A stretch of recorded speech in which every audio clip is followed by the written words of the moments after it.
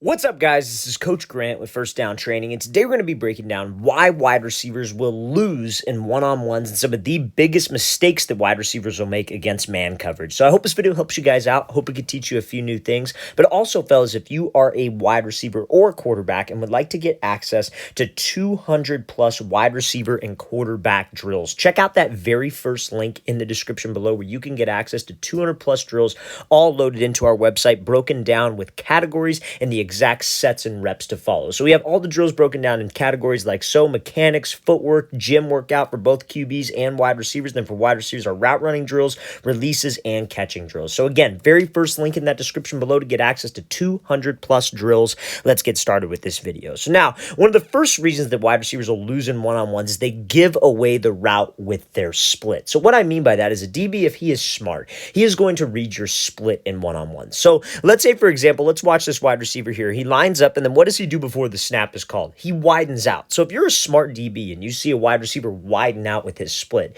usually why is he doing that? Do you think he's doing that to run an outside route or probably give himself more space to run an inside route? Probably give himself more space to run an inside route. So that's why you have to be mindful of the details in one-on-ones, because when you face a talented DB, like in this specific example, he's going to be able to read your route, anticipate your route, and be able to make a play. A lot of people talk about, oh, the DB guessed. Maybe he just read your split and you gave away the route pre-snap. So wide receivers will do this the opposite way more commonly.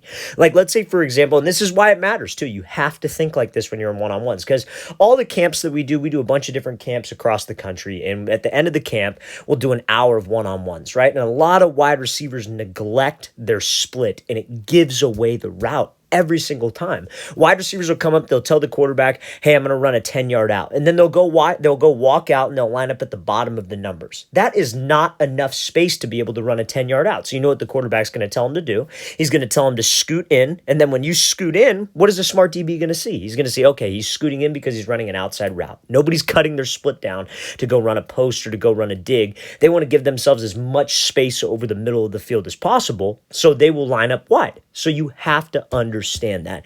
A good rule of thumb, honestly, you guys, like I personally in one-on-ones, I think if you're running anything outside breaking, obviously you're going to line up out of the slot, but that's going to give you the correct pre-snap look to use like your releases correctly, right? So like, let's say, for example, you're running a 10-yard out or like a corner, and you line up out of the slot. So pre-snap, a DB is going to be like, okay, he's running an outside breaking route. I'm going to line up outside shade press. But that's good. We can see it pre-snap, and that tells us that, okay, I'm going to attack him. I'm going to take the inside release. I'll be able to stack, make a move, or maybe I throw him by. But again, you see that pre-snap so you can come up with your plan. If you guys line up and, like, let's say you're super wide and then the DB's lined up inside shade, you cut your split down and then maybe he disguises the coverage and jumps outside shade.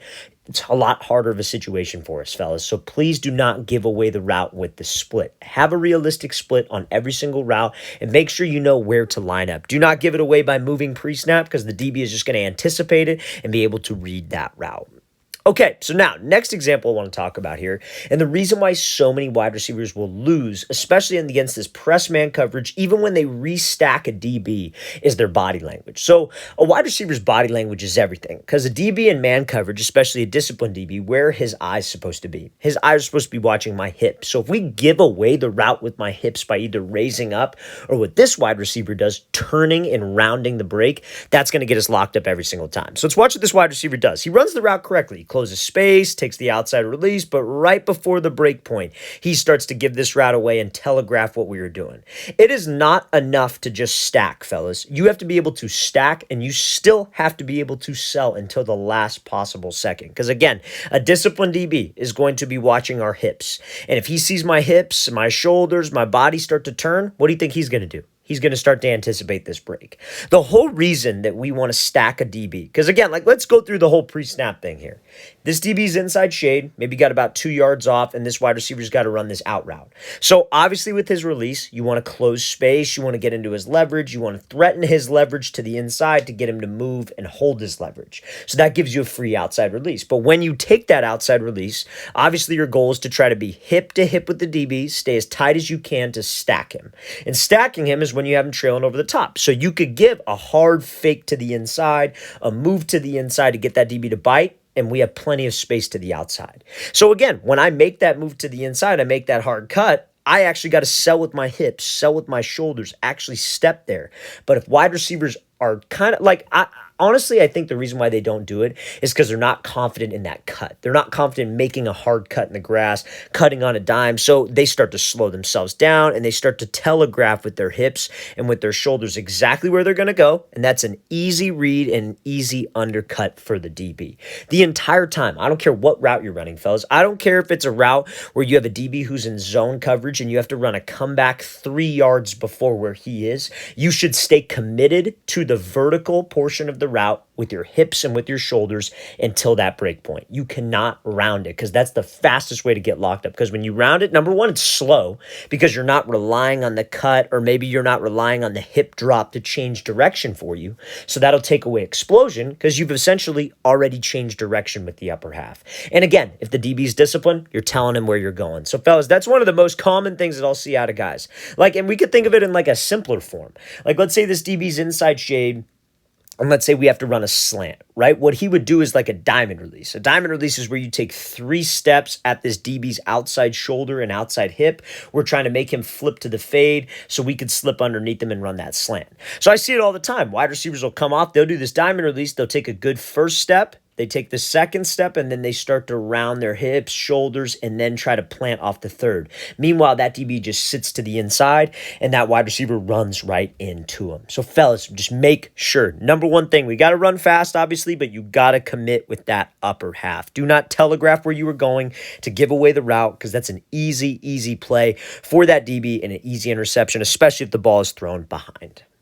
Okay, so now, next example we're going to be looking at here is a comeback route, and I think this is one of the main things that wide receivers, because, like, listen, at the end of the day, there are 2 things that will make a great route runner. Number one, you have to know what to do. You have to know why a DB is playing a certain way. You have to know how to attack him. You have to know how to structure your route. You got to know when to put in action the different moves that we discussed, the different releases, the breaks at the top of the route, etc. And then number 2, you have to have the right technique to be able to do those moves efficiently. And I think receivers lacking technique is one of the reasons why they get locked up in these one-on-one situations. Because I think receivers are honestly getting better in terms of how they should run routes. And I think we've had an effect on that for sure with this channel, with the different social platforms that we have. But at the end of the day, I think receivers are getting smarter, coaches are getting smarter, and they're knowing how to attack leverage and attack coverages. But you still need to have technique. Receiver is still a very technical position and detail-oriented position, and that's what we're going to talk about on this break. Now, I'm going to tell you this right now. It's impossible to think about these little details when you are running routes in a full live scenario, one-on-ones, full game, full pads. It's impossible. You have way too many things to worry about. You have to worry about the play. You have to worry about the coverage. You have to worry about the depth of the route. You can't be thinking about your foot strike, foot placement, your pad level. That has to be a natural habit that you already have.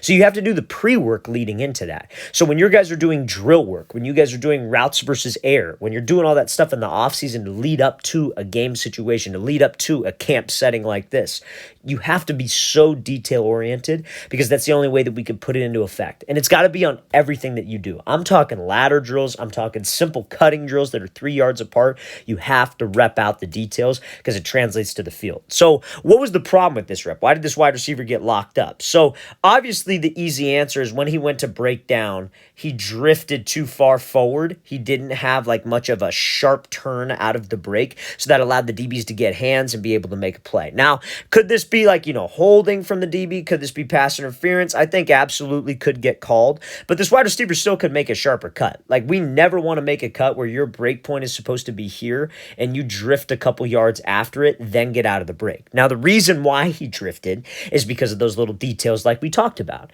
So let's think about just speed as in general, right? Like, let's say, for example, you're trying to run a 40-yard dash. When you're running, do you want to be on your heels or the ball of your foot? Probably the ball of your foot, right? You don't want to be running on your heel because that's not an explosive position to drive. Same idea when you cut. Now, when you cut, you want to get your whole foot in the grass, but your weight should be kind of distributed on the ball of your foot. And like I said, I know this is a very detail-oriented thing that we're talking about here. It's a very minor detail, but it makes a huge difference when you're 12, 15 yards downfield running full speed. So you see when this wide receiver cuts, what part of his foot hits the ground first? You see how his heel hits the ground first. And guess what happens when your heel hits the ground? All that energy that you have shoots up. And when you guys are running full speed and you're not getting low enough, you're not dropping, you're not planting hard, and your energy shoots back and upward because you have the improper foot strike, do you think it's going to be a sharp cut or kind of a longer cut? Probably a longer cut because you're not getting low enough. You're kind of sitting back. You're drifting on the cut because it wasn't a full pad level drop. To be able to slow down on a comeback route while running full speed, you got to change levels. You got to drop your hips. You have to sit your butt down. You got to bring your chin to your knee. But when that heel hits the grass first, that chin ain't going to that knee. That chest is going to be straight up in the air, because my weight is distributed on my heels, everything is falling back, and that is not a position to make a sharp cut. That's a position to drift on your cut, and that drift gives the DB more time. So this goes for any type of break where receivers have to drop their hips. They are not focused on the details when they are training, so therefore that training does not translate. Listen, I'm going to tell you this right now. Every single receiver who watches this, every single receiver in high school football, if you asked them what their strengths were, all of them would say that they're a hard worker, right? And most of you are probably hard workers, but you're not doing the correct things, or maybe you're doing the correct things, just not emphasizing the correct coaching points.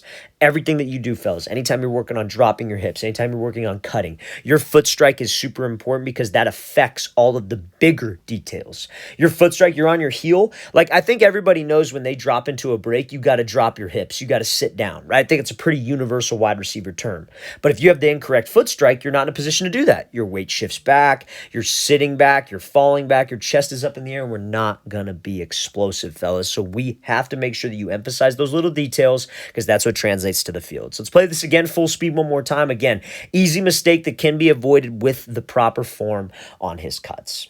All right, fellas, I really want to thank you for watching. I really appreciate it. If you have any questions at all, don't hesitate to leave those in the comment section below. We always appreciate the feedback. It's always great to hear from you guys. And again, fellas, if you would like 200 plus wide receiver and quarterback drills all broken down into a specific playlist for you with the exact sets and reps and 5 to 6 new drills that you can do every single week, check out that very first link in the description below where you can get access to that. I'll see you guys next time.